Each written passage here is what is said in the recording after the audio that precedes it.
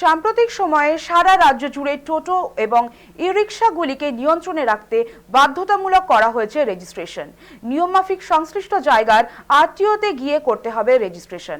পরিবহন দফতরের নয়া নির্দেশিকায় বলা হয়েছে, চলতি বছরের 31শে ডিসেম্বরের মধ্যে রেজিস্ট্রেশন শেষ করতে হবে জলপাইগুড়ি শহরের সমস্ত টোটো এবং ই-রিকশাগুলিকে।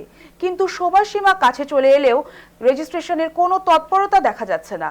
জেলায় এখনো পর্যন্ত মাত্র 102টি টোটো এবং 700টি ই-রিকশা রেজিস্ট্রেশন করা সম্ভব হয়েছে, যা উপস্থিত টোটো ও ই-রিকশা সংখ্যার থেকে অনেকটাই কম। সেই মতো রেজিস্ট্রেশনের সংখ্যা বাড়াতে নড়েচড়ে বসেছে প্রশাসন। সকালবেলা জলপাইগুড়ি শহরের আরটিও আধিকারিক সোনাম লেপচা সরেজমিনে খতিয়ে দেখেন সমস্ত বিষয়গুলি। নির্দেশ দেন চলতি মাসের মধ্যেই বাধ্যতামূলকভাবে করিয়ে নিতে হবে রেজিস্ট্রেশন, নচেত রাস্তায় আর চলাচল করতে পারবে না বিনা রেজিস্ট্রেশনের টোটো এবং ই-রিকশা।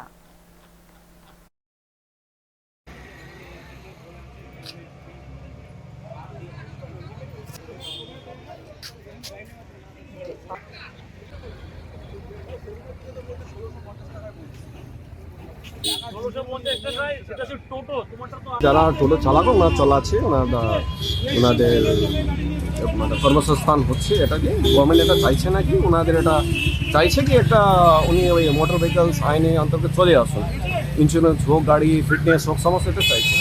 এটা আগে ছিল আমাদের সময় ছিল আপনার ছিল ওই 30 নভেম্বর, এখন এটা ওদের বাড়িয়ে দিয়েছে ডেটটা। ওই জন্য ওনাদেরকে আজকে জাস্ট কিছু না, আমরা অভিযান না, একটু সেন্সিটাইজ করা, ওনাদেরকে বোঝানো। আমাদের আজকে টোটো না ই-রিকশা বলেন আপনার 700 উপরে রেজিস্ট্রেশন হয়ে গেছে।